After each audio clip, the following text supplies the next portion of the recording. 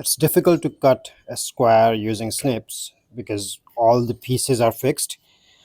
I'll try to lift this one up as I slide through. Otherwise, we always have the option to fall back to the chisel.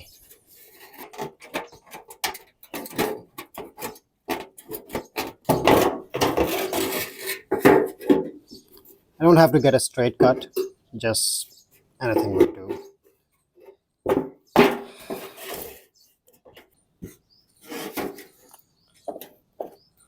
So by bending this, it allows me to go in and cut easily. I mean, not easily, but it allows me to get through.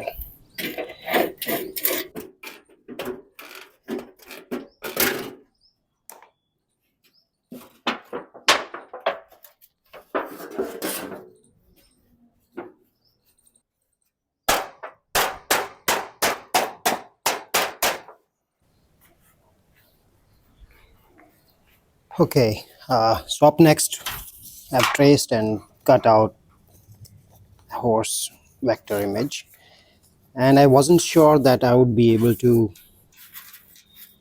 like once trace it and translate it exactly as is on metal. So I gave it a shot off camera, and I think it turned out decent. I still have to finish like these sharp ends, but I think it can be done. So I'll cut another one out.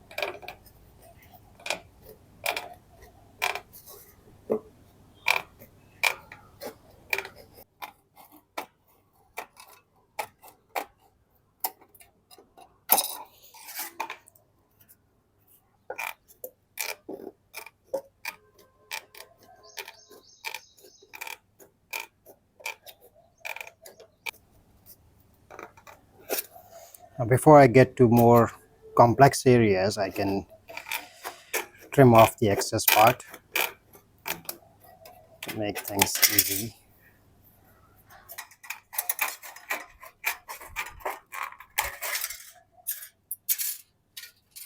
Okay, now on to some detailing.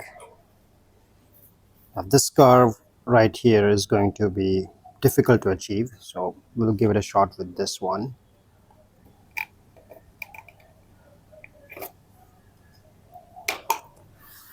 So first I'm just getting up to this point, and then I can fold this piece to move inwards.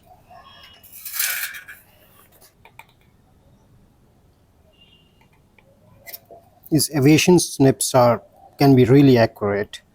All you have to ensure is like one part is moving up the slope, and just it has enough space to get in. So like I was saying, this cut was easy, and now to get into detailing on this one, I can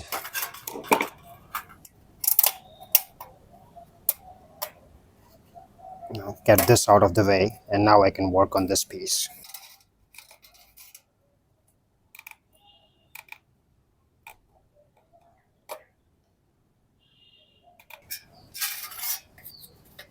And then we can straighten it out. Okay, so there would be some loose corners, loose ends left here, but we'll cover them up using a file. Anyhow, I'll have to use a file to smoothen up the surface so that it doesn't hurt someone accidentally. But yeah, that's the main idea. To get into difficult areas, fold the piece and later straighten it out.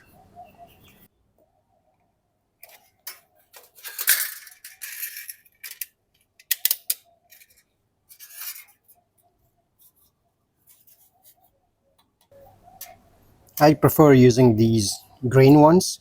I think they are more practical for a right-handed person. If you want to keep the waist on the right side, so like if I'm cutting from here, I want the waste material to travel up this. So it makes somewhat more sense to me being right-handed.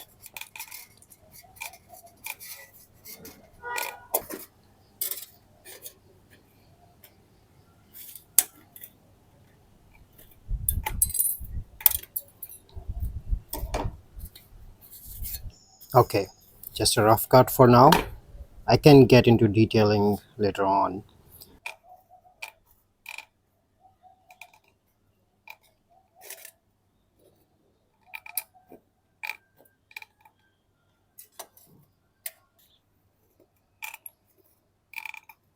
And this is my second project working with snips, and they're pretty easy to get a hang of.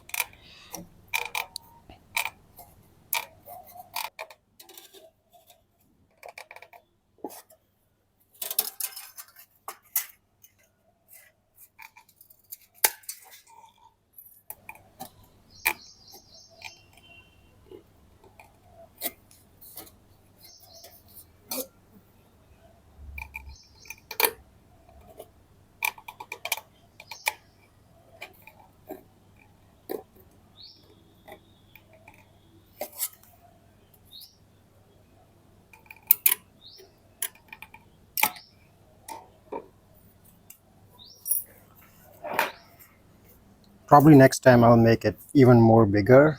The challenge with bigger and with thin metal is like if you want to mount it this way and it's too high, it might not be stable.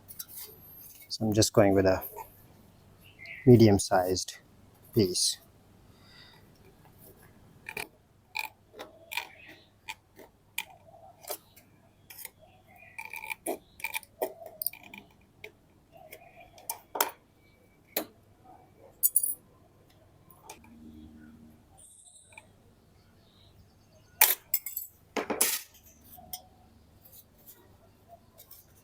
Okay, so this probably was the trickiest part, and like I was saying,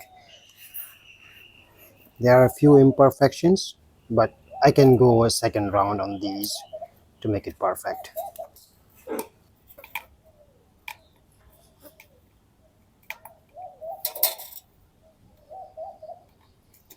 So you pretty much get the idea uh, how to reach in difficult spots.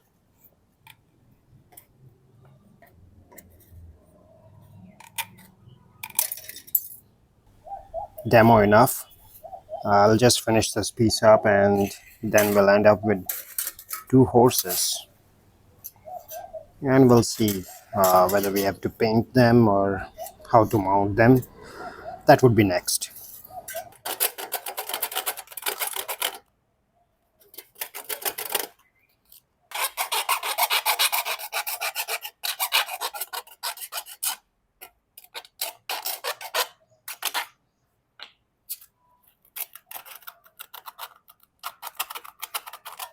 Now, the backside of these horses is not that neat, so I'll just spray paint them black on the backside and we'll figure out what we have to do with the front later.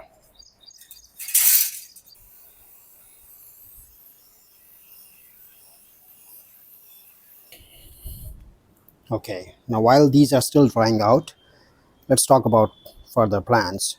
Now for one of these pieces, I'm going to keep it as is, no touch-ups on the front, because for one piece I have a really awesome coral piece.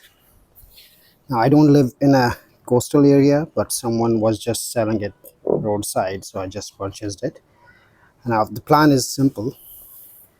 Like on this one, I'm just going to mount it somewhat like this. Still have to clean this stuff though. There's quite a lot going on in there. And boy, If you ever decide to buy a large piece of coral like this, I would recommend straight away taking it to car washing guys. This stuff is not easy to clean.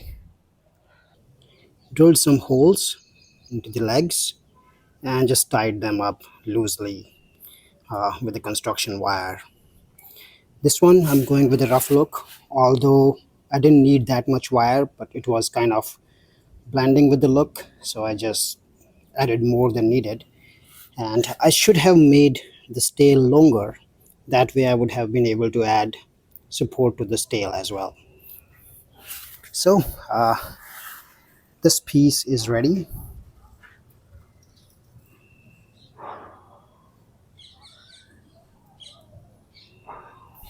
Now to place this inside, I have this sort of serving tray, I would say. Got it from thrift store. Nothing expensive. Doesn't need that much of restoration as well. It just needs a little cleanup, and then I'll just mount it on top of this. Okay, one piece is almost done. Now for the second piece, the reason I want to color this up is because I am planning to install it on top of this wood log. Thing is, like, this would all match up, you know, and I want to add some sort of contrast in the piece. So one side we already have black, and the other side I'm planning to sort of create a chipped paint effect with white. Okay, so let's just give that a shot. So I'm just using some toothpaste, but the idea is, like, I use this toothpaste to sort of create a layer and then just spray paint all over it and just wash off the toothpaste. I think that should create a nice chipped paint effect.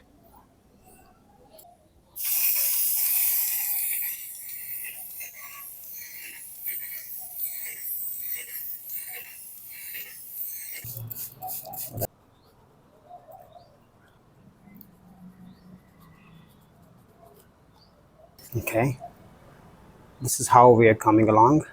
I think it's going to look nice.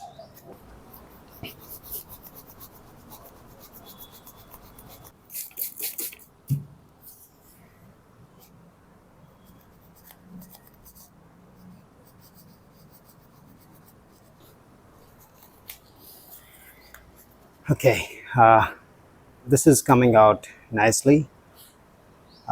I'll just finish it up and then we can resume further.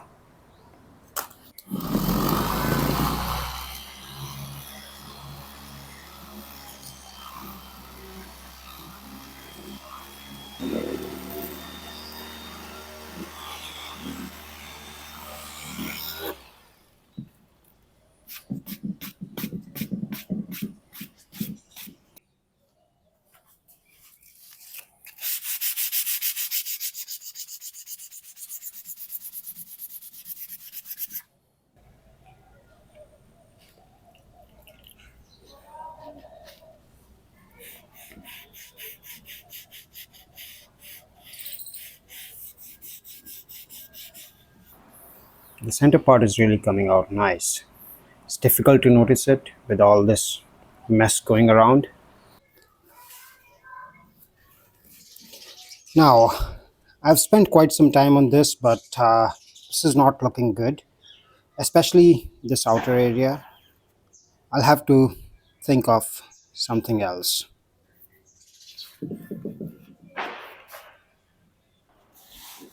Okay, up next I have this wood log. I think there's termite going on there, maybe some wood rot. Okay, I think this will do.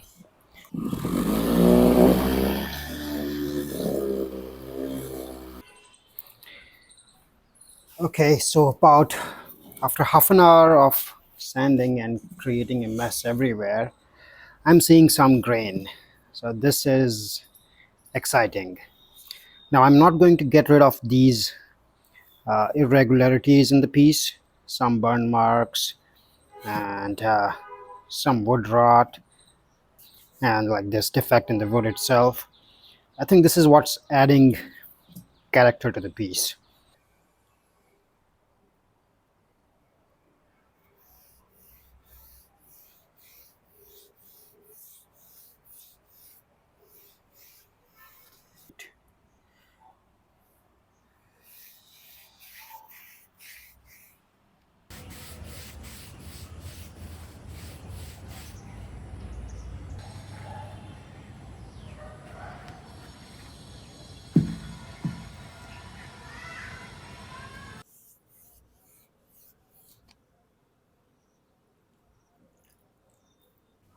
For this one, I'm just using some screws to install it.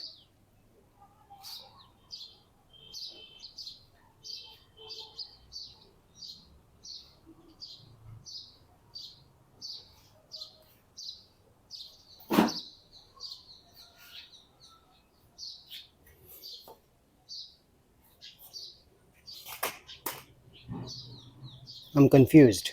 Which one looks better?